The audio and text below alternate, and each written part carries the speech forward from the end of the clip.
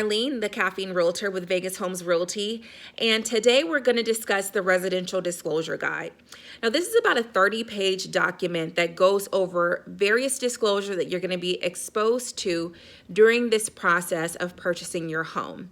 You're going to receive this document from me in two formats: via PDF so that you can print it out, review it, highlight it, keep it for your records, and then the other one via DocuSign for you to sign, acknowledge that you've received the Residential Disclosure Guide.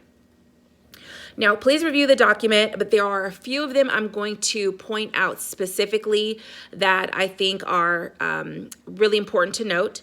Firstly, the disclosure that you're going to see is the CIC, which is Common Interest Community Disclosure, also known as HOAs.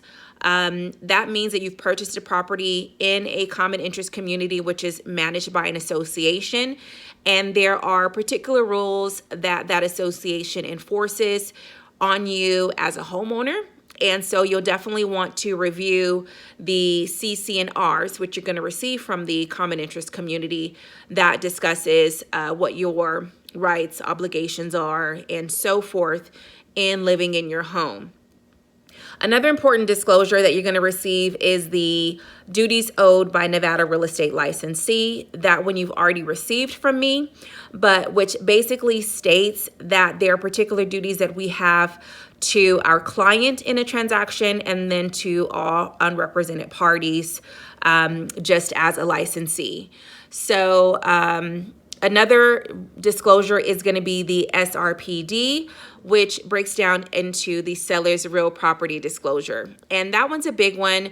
It basically states that this is all of the information that the seller of the property is aware of that would be pertinent to the sale of that home.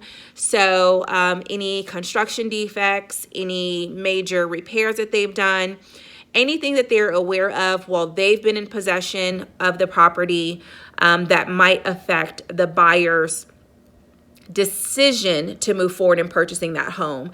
So the seller is responsible for disclosing any pertinent information that they are aware of regarding that home. Next, there's the home inspection. Again, there's various disclosures in there, but I'm just pointing out a couple of them for you to take note of. But for your protection, Get a Home Inspection is a separate disclosure that I'll also be sending out that requires a separate signature, just to ensure that it's been thoroughly explained to you that as a buyer, you have the right to get an outside third-party licensed contractor their opinion on the condition of the home that you're purchasing, completely independent on your own, separate from the seller's real property disclosure or anything that has been listed about the property. So you have a right to know what the condition of the home is in, and so that's up to you if you want to move forward with a home inspection. I always highly recommend it. Sometimes on new construction, buyers might elect not to, but you still have a right to, even under new construction, to have a home inspection. So that's a disclosure, as well as gaming. Environmental hazards are some other few disclosures for you in that Residential Disclosure Guide.